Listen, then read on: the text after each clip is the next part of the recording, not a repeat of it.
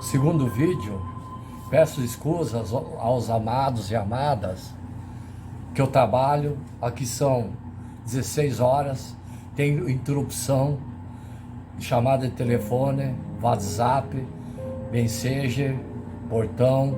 Eu peço escusas a todos vocês.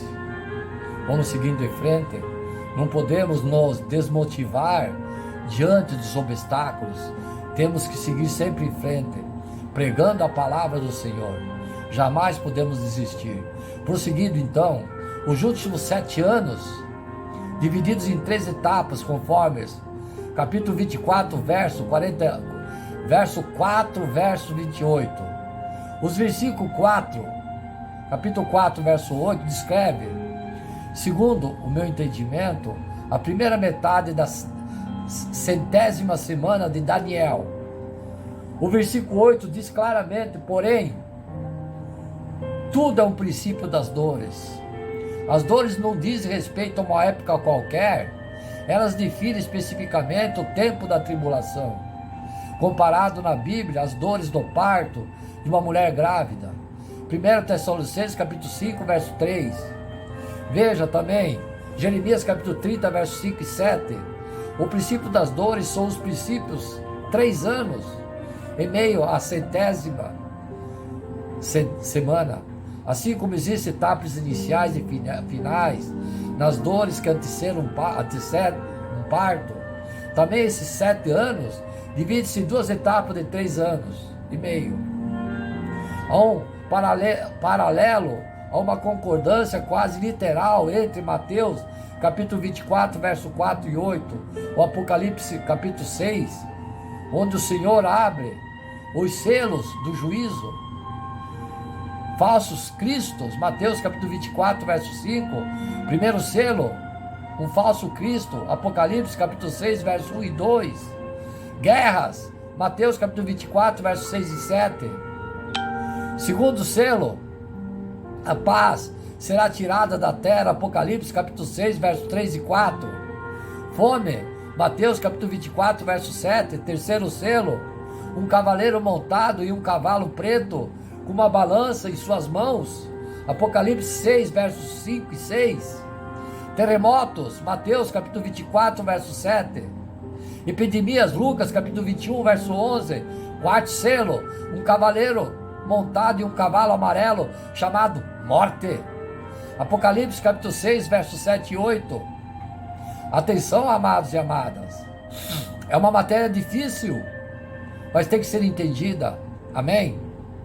Nos versículos 9, verso 28, temos a descrição da grande tribulação, ou seja, a segunda metade dos 3 anos e meio, da 100ª semana de Daniel.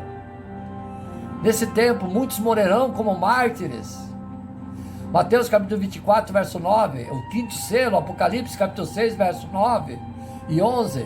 Lembre-se que Jesus disse lá em cima, que muitos morrerão, muitos serão torturados por falar em meu nome. Coisas espantosas, grandes sinais nos céus anunciam a chegada do grande dia da ira do Senhor. Lucas capítulo 21, verso 11. O sexto selo, Apocalipse capítulo 6, verso 12 e 17. Em Israel muitos trairão uns aos outros. Mateus capítulo 24, verso 10.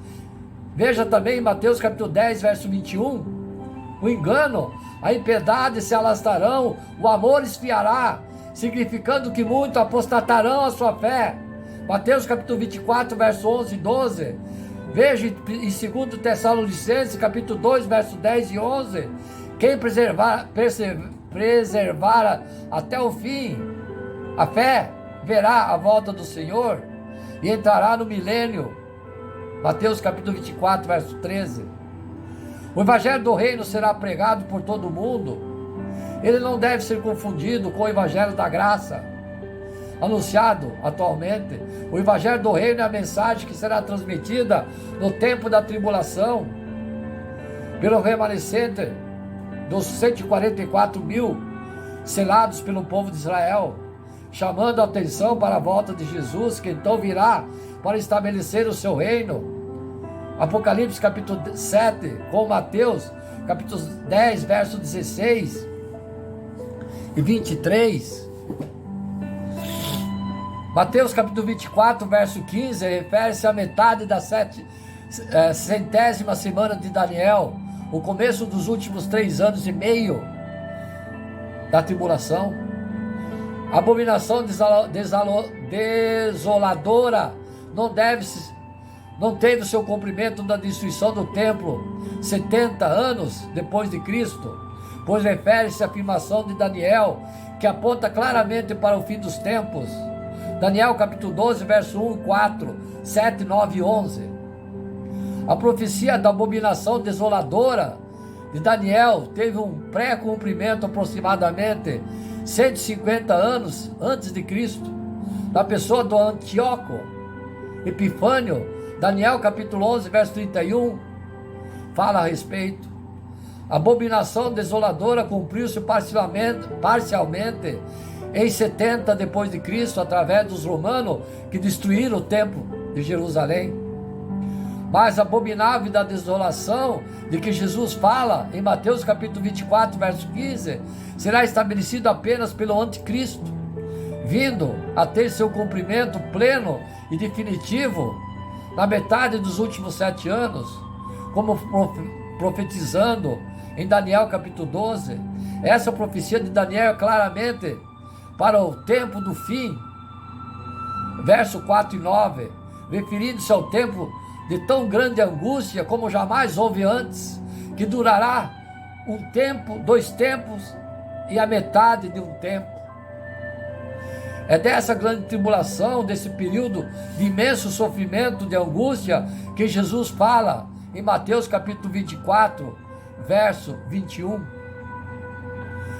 Nos versículos a seguir, amados e amadas, 16 e 28, o Senhor Jesus explica como o remanescente dos judeus deve comportar-se durante a grande tribulação.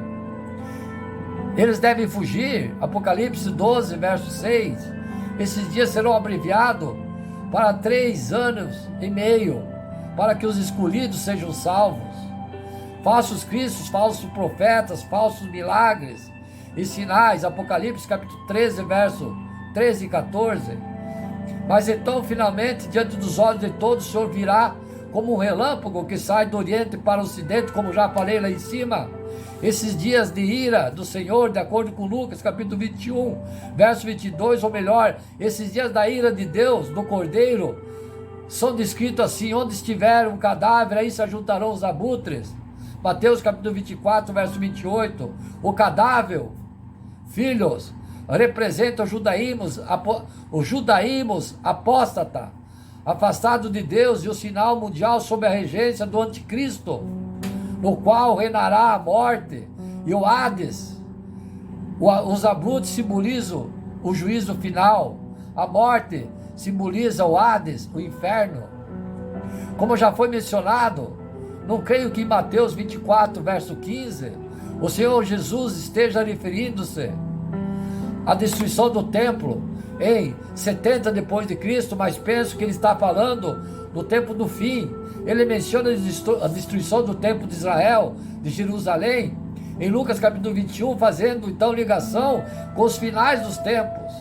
Aliás, esse é o sentido dos 4 evangelhos, apresentar ênfase diferenciado nesses relatos. Os evangelhos tratam da profecia, como também nós devemos fazê-lo, manejando bem a palavra da verdade.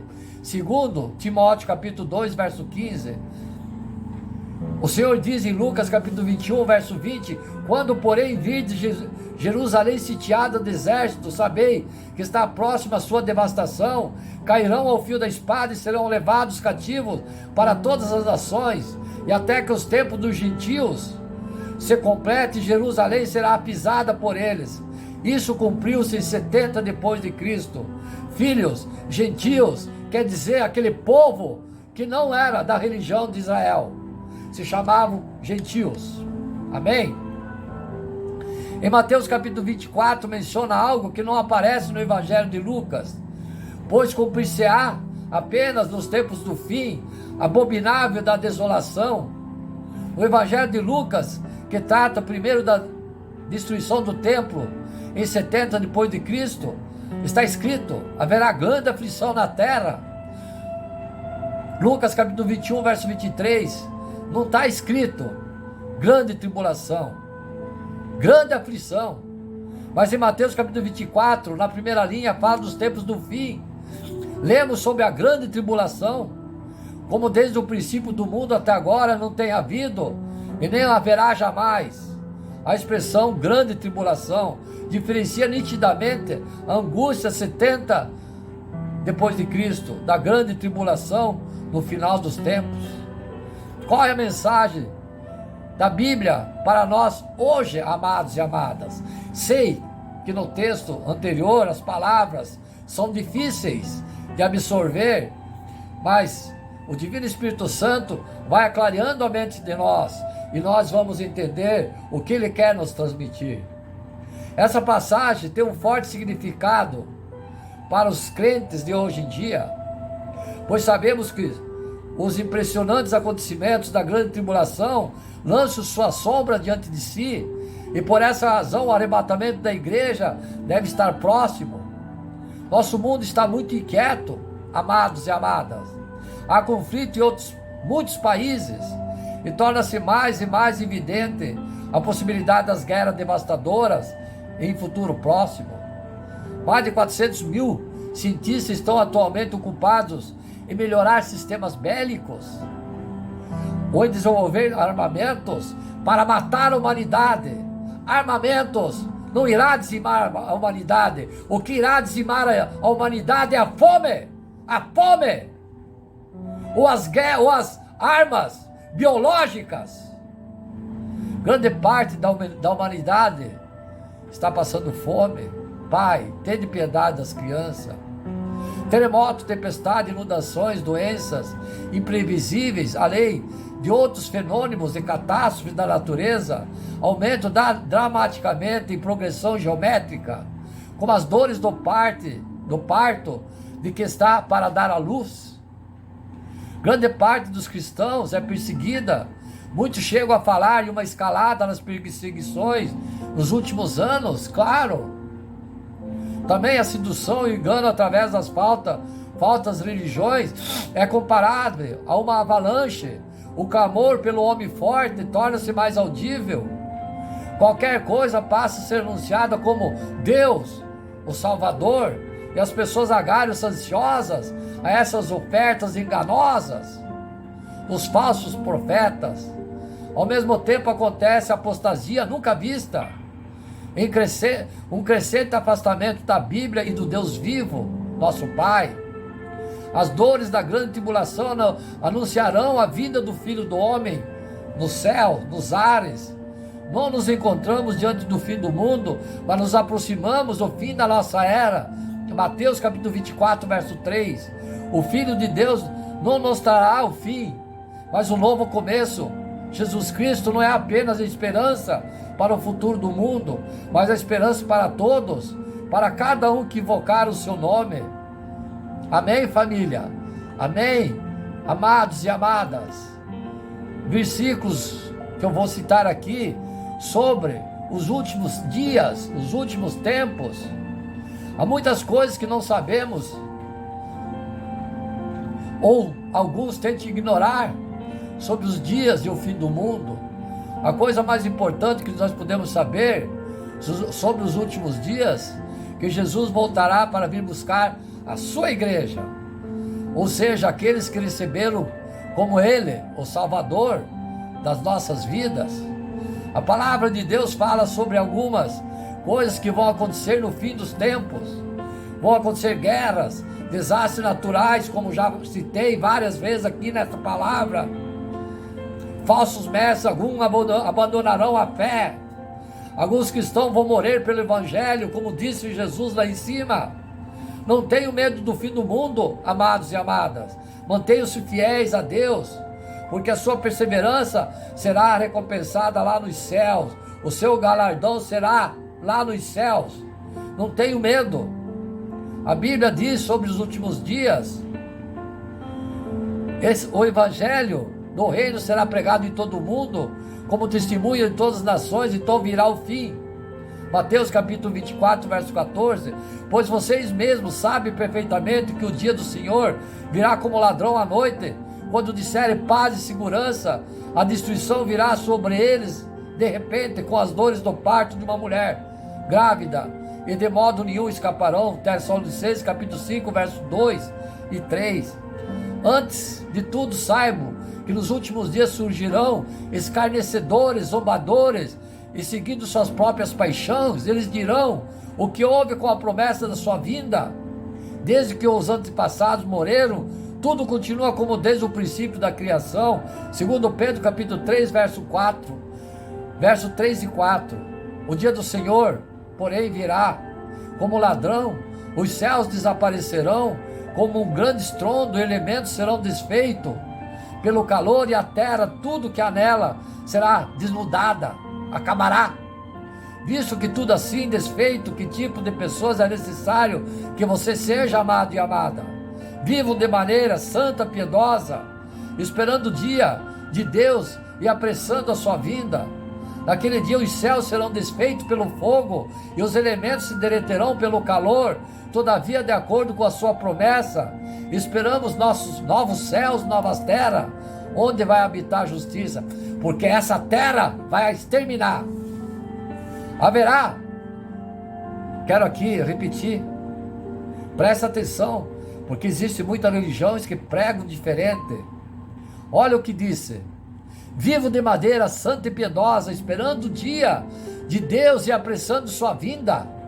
Naquele dia, os céus serão desfeitos pelo fogo. Os céus serão desfeitos pelo fogo. Prestai atenção, amados e amadas, filhos. E os elementos se derreterão pelo calor. Todavia, de acordo com a sua promessa, esperamos novos céus e nova terra, onde habitará a justiça. Deus vai exterminar o céu, o firmamento, a terra, serão todos novos. Amém.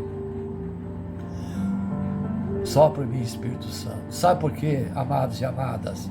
Eu estou falando com grande ênfase. Tem entidades que pregam que essa terra será renovada.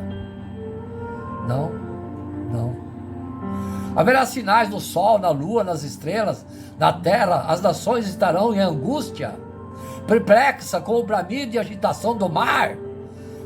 Os homens desmaiarão de terror, apreensivo, como estará sobrevindo ao mundo. Os poderes celestes serão abalados. Lucas capítulo 21, verso 25 e 26. Saiba disso, nos últimos dias abreviarão tempos terríveis, ou melhor, sobrevirão tempos terríveis. Os homens serão egoístas, avarentos, presunçosos, arrogantes, blasfemos, desobedientes aos pais, ingratos, ímpios, sem amor pela família, irreconciliáveis, caluniadores, sem domínio próprio, cruéis, inimigos do bem, traidores, precipitados, soberbos, mais amantes dos prazeres do mundo, da carne, que amigos de Deus, tendo aparência de piedade, mas negando o seu poder. Afaste-se deles. Segundo Timóteo, capítulos 3, versos 1 e 5, Jesus respondeu: cuidado, que ninguém os engane, pois muitos virão em meu nome dizendo, eu sou Cristo, enganarão a muitos, como hoje. Mateus capítulo 24, verso 4 e 5. Prestai atenção, amados e amadas, a palavra do Senhor está dizendo a você, diretamente, não indiretamente, direto a você. E se então alguém disser, vejo aqui o Cristo, ou aí está ele, não acreditem, pois aparecerão falsos cristos, falsos profetas, que realizarão grandes sinais e maravilhas para, se possível, enganar até você. Hoje está acontecendo isso. Mateus capítulo 24, versos 23 e 24. Mas eu digo que no dia do juízo, os homens haverão de dar conta a tudo, a palavra inútil que tiverem falado. Mateus capítulo 12, verso 36. E aqueles que pregam, todos que pregam o que convém a eles, acrescentando a palavra da Bíblia, tirando o que está escrito da Bíblia, esses pagarão caro. Imediatamente após a tribulação daqueles dias, o sol escurecerá, a luz não dará mais luz, a lua não dará mais luz, as estrelas cairão do céu. Está provado que vai acabar o céu também. Os poderes celestes serão abalados.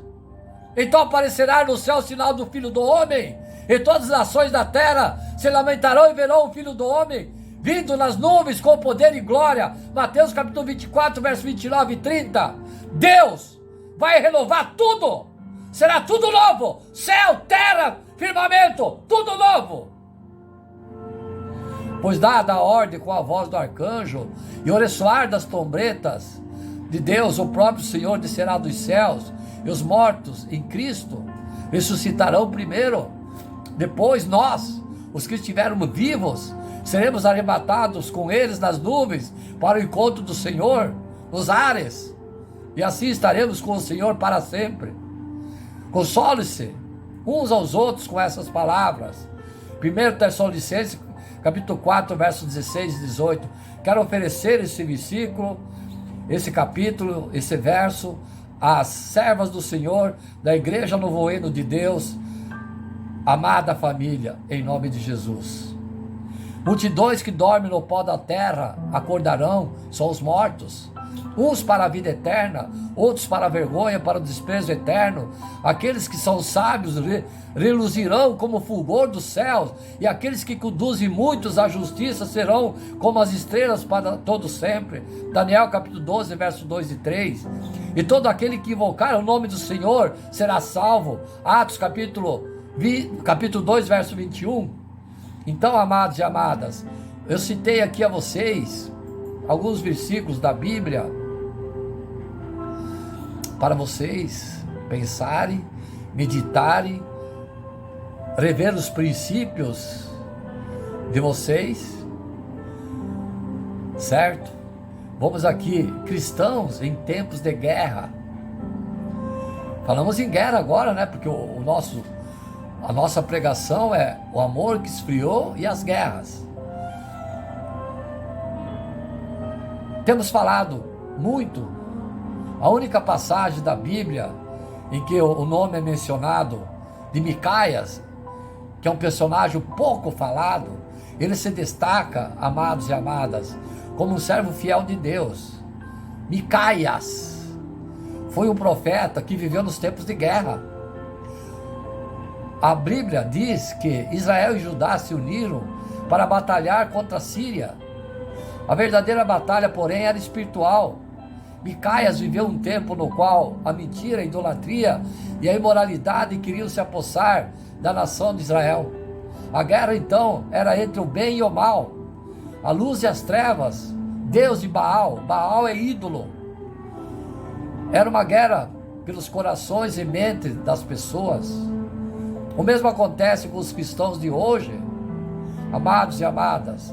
Jesus disse que os dias que antecederiam a sua volta seriam marcados de guerras, rumores de guerras, como está acontecendo. Ligação aí, atrapalhando.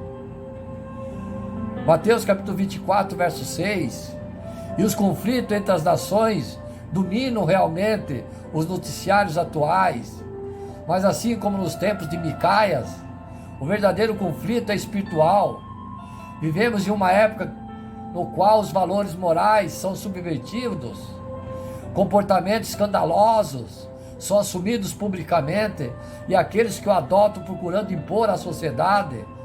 A verdadeira batalha é pelos corações e mente dos homens.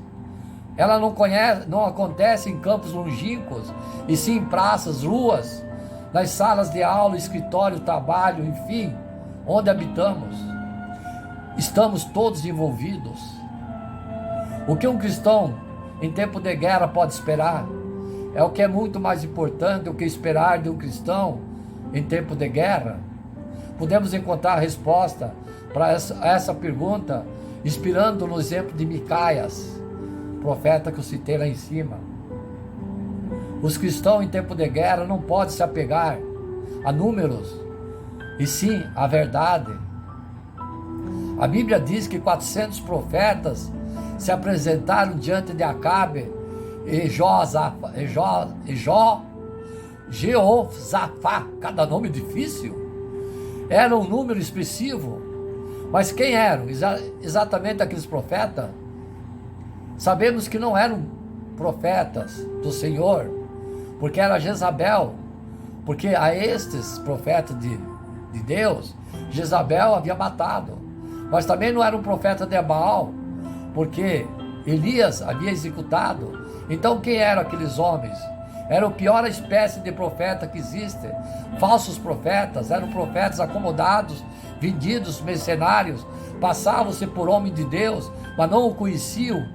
Suas preocupações eram agradar os poderosos, dizer o que as pessoas queriam ouvir, como hoje. Estavam possuídos do espírito da mentira e estavam em maioria. Micaias não se apegou a números e sim à verdade. Ele estava em minoria, mas essa sempre foi e sempre será a situação dos servos de Deus. Então apegou-se à verdade, Micaias, mesmo sabendo que na sua época a maioria das pessoas preferia escutar mentiras. Não devemos ter medo de defender a verdade. Não devemos ter receio de estar em menor número. Nosso compromisso deve ser com Deus e com a verdade, nada mais. Certa vez um pastor estava tomando posse à frente de uma igreja com 700 membros. Depois de um culto, um dos presentes se procurou, dizendo: "Poxa, o trabalho que você tem pela frente é grande, né, pastor? Afinal, não deve ser fácil agradar 700 pessoas. O obreiro respondeu: "Você está enganado. Eu não tenho que agradar 700 pessoas. Na verdade, eu não tenho que agradar nem mesmo a uma única. Eu tenho que agradar a Deus." Palavras sábias. Quando vivemos para agradar a Deus, Deus se agrada de nós. E uma pessoa de quem Deus se agrada é uma pessoa que Deus pode usar. Né, amados e amadas? Né, servas do Senhor? Ele usou Micaias. Está usando você hoje, serva do Senhor. E deseja usar cada um de nós, até a mim. A pergunta angustiada dos piedosos, rei de Jeosafá: não há aqui algum profeta do Senhor ao qual possamos consultar? Ecoa ao longo dos séculos e chega até nós. Será que todos se venderam? Será que todos estão preocupados em ser politicamente corretos, como hoje? Será que todos estão decididos a falar que a maioria quer ouvir, como hoje? Será que não há um servo fiel a que as pessoas possam consultar? Será? Que não há um cristão que se apega à verdade? Será? O cristão em tempos de guerra precisa conhecer e proclamar a palavra de Deus. Micaias foi levado à presença dos reis, mas antes recebeu um conselho. Todos os profetas disseram a Acabe, rei, que ele está no caminho certo, que Deus aprova as suas ações. Falou o mensageiro: faça a mesma coisa, ou você vai se dar mal. A resposta de Micaia, porém, foi a um autêntico homem de Deus: tão certo como vive o Senhor, o que o Senhor me disser, eu falarei. Micaias compareceu diante do rei Josafá e do rei Acabe, e a princípio repetiu as palavras dos falsos profetas, porém com um visível tom de ironia. Acabe identificou os sarcasmos da voz do profeta e exigiu que ele falasse sério. Micaias então entregou o recado do Senhor. Israel seria derrotado, Acabe seria morto, e o espírito de mentira estava usando os 400 profetas a fim de que tudo isso viesse a acontecer. Cabe aqui um parênteses, amados e amadas. Precisamos deixar claro que Deus não é mentiroso, nem opera através de inverdades. O que essa palavra nos fala é sobre a vontade permissiva de Deus. Os demônios não podem fazer nada sem permissão do Todo-Poderoso. Esse conceito de soberania divina era muito enfatizado no Velho Testamento. Por isso, não devemos nos escandalizar com essa passagem, nem chegar a conclusões equivocadas. Como servo de Deus, Micaias estava comprometido em conhecer e proclamar sua palavra. Não importa o que os homens pensem, nem mesmo o que nós pensamos. O que importa é o que Deus diz. Uma vez que tenhamos estudado a Escritura e tomando conhecimento de suas verdades, é elas que devemos defender. Naturalmente isso irritará muitas pessoas, porque o Senhor diz que não é, na maioria das vezes, que homens querem escutar. Observe, pastores, observe, pastoras, vou repetir. Naturalmente isso irritará muitas pessoas, porque o Senhor diz que não é, na maioria das vezes, o que o homem quer escutar. Eu odeio Micaias, falou Agabe, porque ele sempre profetiza coisas ruins contra mim, dizia o rei Acabe. Porém na boca do ímpio o insulto é elogio. Ser odiado pelo terrível rei Acabe não caiu mal no currículo de Micaias. E se devemos ser fiéis, e se vamos ser fiéis a Deus, temos que estar preparados para situações assim. Micaias anunciou que Deus iria fazer. Ele havia comunicado, de acordo com a Bíblia, o Senhor Deus não fará coisa alguma sem ter revelado o segredo aos seus servos, os profetas. Amós, capítulo 3, verso 7. Atenção, pastores e pastoras. De acordo com a Bíblia, o Senhor Deus não fará qualquer coisa sem ter revelado o seu segredo a servos, os profetas, os verdadeiros. Amós capítulo 3, verso 7. Ao contrário dos falsos profetas que acreditavam que podiam manipular o acontecimento futuro através das palavras, rituais, Micaias conheceu a verdade a respeito das profecias. E a verdade é a seguinte: profecia não é coisa que Deus vai fazer porque a gente falou, e sim uma coisa que a gente falou porque Deus vai fazer. O cristão em tempos de guerra deve estar disposto a pagar o preço da sua fidelidade.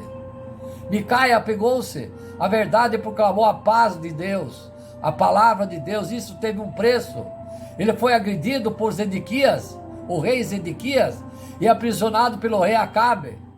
Nós, servas de Deus, amados e amadas, precisamos saber que a fidelidade tem um alto custo. Não por falarmos que o mundo quer ouvir, podemos ser criticados, perseguidos, processados, assassinados, encarcerados, de acordo com a própria Bíblia. Todos que querem viver piamente em Cristo Jesus padecerão perseguições. 2 Timóteo capítulo 3, verso 12. Você está preparado para pagar o alto preço por Jesus? Você está preparado para pagar o alto preço para Jesus? Ou por Jesus? Um jovem procurou um pastor de uma igreja e, conversando com os colegas da igreja, disse que a Bíblia afirmava a respeito de determinada situação. Eles discordaram veemente e ficaram zangados comigo. Isso me deixou um pouco abalado. O pastor voltou-se para o rapaz e disse: meu jovem, você ficou abalado porque as pessoas ficaram zangadas com você? Na época do Novo Testamento, elas não apenas ficavam zangadas, mas atiravam nos cristãos nas arenas e penduravam em cruzes. Do que você está se queixando? Copiaram? Sim, amados e amadas, a obediência tem um preço alto. Não há algo para o qual precisamos atentar. A desobediência também tem um preço, e o preço da desobediência é muito maior. Micaia foi agredido, mas o que aconteceu com o falso profeta que o agrediu? Teve que se esconder em câmara para salvar a vida. No dia em que o exército de Israel e Judá foi derrotado e os sírios promoveram uma carnificina, Micaias foi preso, mas o que aconteceu com o rei que o prendeu? Foi morto na batalha, atravessado por uma flecha. Acabe, o rei Acabe, morreu também, como o profeta havia predito, e os cães lamberam o seu sangue. A palavra de Deus sempre cumpre o propósito, amado e amadas, quer as pessoas escutem ou não. O Senhor diz: assim será a palavra que sair da minha boca, ela não voltará para mim vazia, antes fará o que me apraz e prosperará naquilo para que eu enviei. Isaías capítulo 55, verso 11. A palavra de Deus na boca do seu servo tem sempre duas finalidades: a salvação dos homens que se arrependem e a condenação dos que se endurecem. Ela jamais será desperdiçada. Assim como Miqueias, nós cristãos no século 21, vivemos em tempo de guerra. O mundo não precisa que pensemos como ele pensa, que falemos como ele fala, que vivamos como ele vive. O mundo precisa que sejamos sal da luz. Ele precisa que a igreja permaneça como um farol e os crentes não se curvem diante de ideologia, comportamento pecaminoso, abominações. Para isso, não poderemos nos apegar a números. Teremos que estar dispostos a constituir uma minoria que se apega à verdade. Também precisaremos conhecer a palavra de Deus profundamente e anunciá-la com ousadia. Por fim, deveremos estar dispostos a pagar um preço alto por nossa fidelidade a Deus, lembrando sempre que o preço da infidelidade é infinitivamente maior. Que não nos falte, pois, amados e amadas, a compaixão pelos que vivem no erro, precisam ser alertados. A coragem para anunciar a verdade que liberta, transforma e restaura, e a fé para lembrar que, por mais que o mundo pareça desgovernado, há um Deus assentado sobre o trono do universo, o qual encaminha todas as coisas para o final que estabeleceu. Amados e amadas, em tempos de guerra avante, prossigamos firmes, movidos pela compaixão, coragem e fé. Cumprimos a nossa missão. Vamos conquistar os aplausos dos céus, junto ao nosso Pai, o Deus Todo-Poderoso, com o seu Filho Jesus Cristo, que morreu na cruz para nos remir do pecado e dando a nós força na oração, no jejum, para podermos glorificar o nome do Pai, para podermos homenageá-lo sempre, que é o que ele merece, com orações, jejum, a nossa forma correta de viver, pregando o Evangelho, fazendo tudo o que podemos fazer para a nossa vida cristã, para a nossa vida, onde haja sempre uma força espiritual, e nunca nos entregaremos ao adversário. E as nossas lutas aqui no mundo tem que ser sempre consideradas, e seremos salvos por nossas ações, fé e obras. Bem ou mal, luz ou trevas, em qual lado você está, amado e amada, nessa rápida passagem pelo mundo, diante de questionamento constante sobre esses mistérios da vida, né, servas do Senhor, Igreja Novo Reino, diante de questionamento constante sobre o mistério da vida, especificamente no campo espiritual. Existe mesmo um mundo espiritual?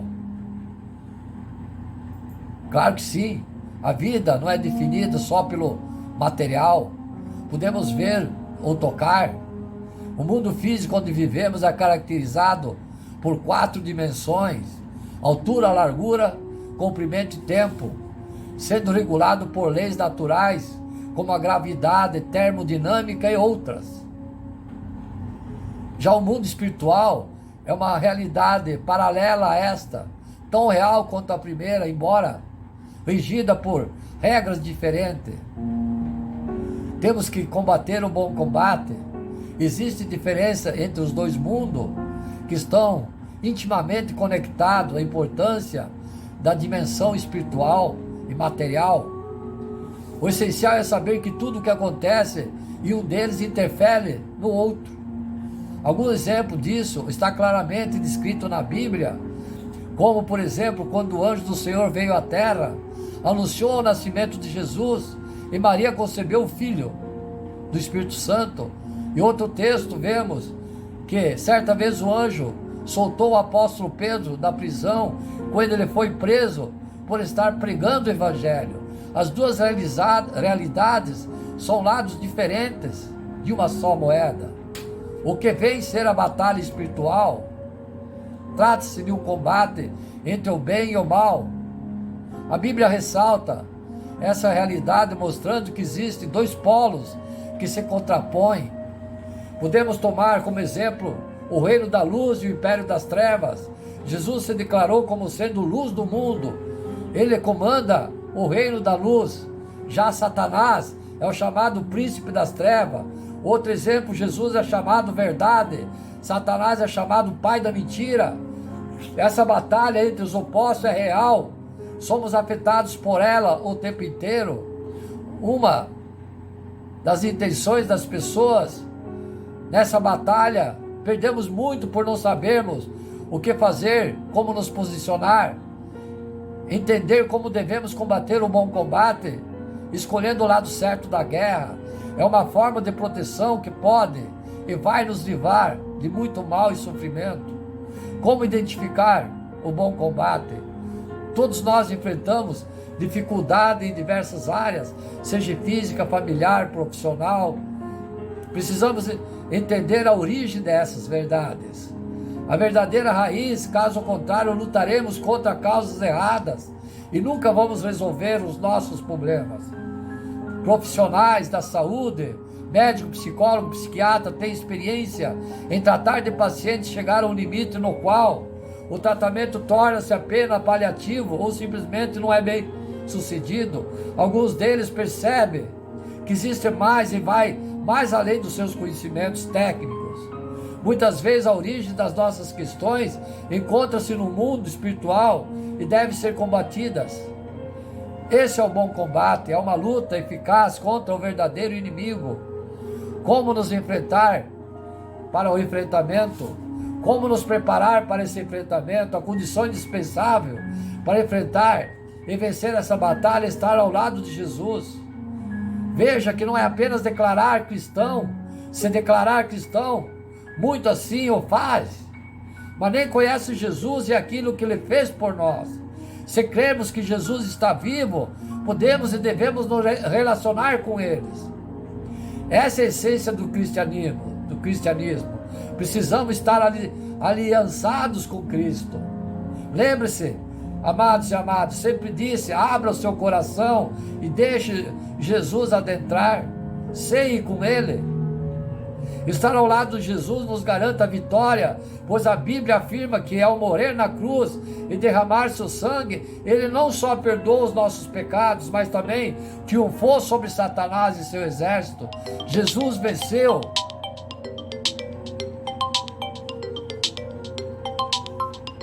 Telefone. Jesus venceu e nós vencemos com Ele. Além disso, Ele disponibilizou um recurso extraordinário que garante a nossa vitória no livro da vida. Não tem como desligar. Vivemos um momento único na história, amados e amadas. Um período muito difícil. Os efeitos da pandemia sobre as pessoas, famílias, empregos, economia, entre outras áreas, são brutais. Mas acredito que a crise é uma oportunidade de mudança, reflexão, e deve ver o verdadeiro sentido de tudo o que cerca nossas vidas. Essa é a oportunidade de voltarmos o coração para o nosso Criador e nos aproximarmos de Jesus. Por isso, amado e amada, use o tempo para desenvolver um relacionamento com Deus. Jesus declarou, aquele que vier a mim, de maneira alguma o lançarei fora. O Senhor deseja nos salvar, dar vida em abundância e nos ensinar a lutar o bom combate em toda e qualquer situação. Confie nele e acredite, tudo vai mudar para melhor.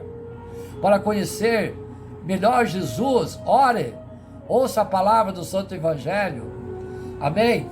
Amados e amadas, finalizando essa pregação, que o Divino Espírito Santo tenha clareado a sua mente, que o sangue de Jesus derramado na cruz lave o corpo, a alma e o espírito, e repreenda todo o mal que está sob seu jugo, expulse o demônio para as prisões do inferno, e dê saúde, paz e harmonia em seu coração, tirando da sua mente, do seu espírito, da sua alma, que seja abençoada pelo sangue de Jesus, lavando seu corpo, seu espírito e sua alma, retirando toda a maldade, toda a maledicência, toda a falta de esperança, toda fé enfraquecida seja rejuvenescida pela palavra do Evangelho.